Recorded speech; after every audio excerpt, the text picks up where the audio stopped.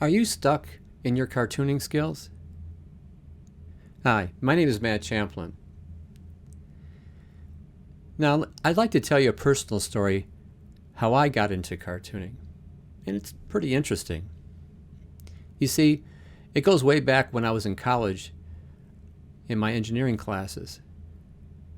If you were one of the students in my class, you'd probably look at me kind of funny because I was always chuckling and had a smile on my face. And the reason why is because I was writing little doodles in the side margins of my notes. And after a while, I showed some of my friends and especially people in the dorm, and they were all laughing at my different situations that I came up with. And some of them got published in our monthly newsletter. Now, a number of years later, I graduated and I was working as an engineer at the Ford Motor Company. And I was looking for a creative outlet. And it just so happened there was an interview of a local cartooning professional who taught at a community college near me.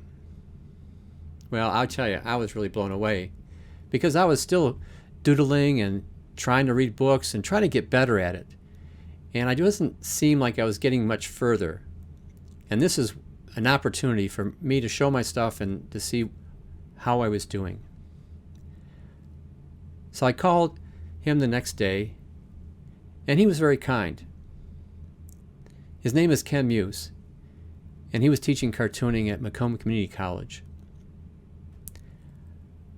I went to meet him on campus, and I showed him my stuff. I was so proud, I had everything all laid out, and I asked the proverbial question of, "Mr. Muse, how do you like my style?"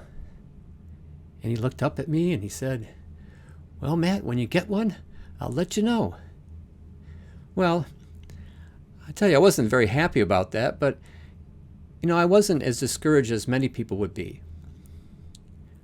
I saw it as kind of a challenge. I saw it as, hey, I got to show this guy I can do better. And I did.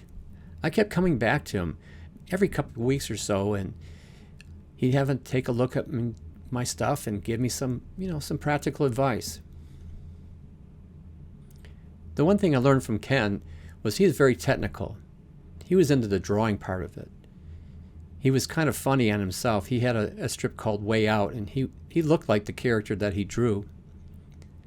But it was the technical part of the drawing, the line quality, the pens, the brushes, what kind of ink to use. And that's what he always was stressing. He got so angry when he saw bad artwork. But the real true problem was that, you could have a bad drawing and still get the joke. But there's no way that a good, clean drawing can save a bad joke. I moved on and became better and better at what I was doing, and Ken suggested I take the night class, and his friend Lloyd Gola was teaching it. And Lloyd worked in the film strip industry in Detroit doing industrial film strips.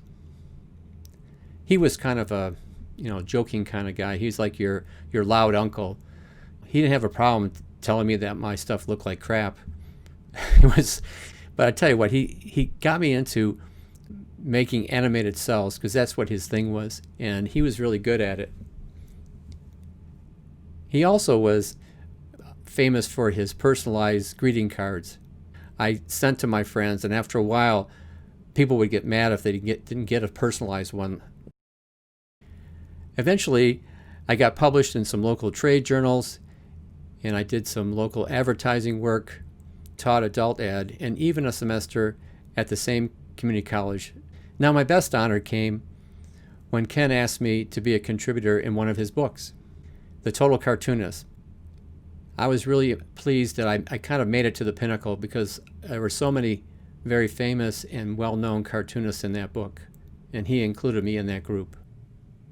So circling back to my original question, practice makes perfect, or does practice make progress? So whether it's trying to be an artist or a cartoonist or whatever your endeavor is, just try to make progress will get you that much further to your goal.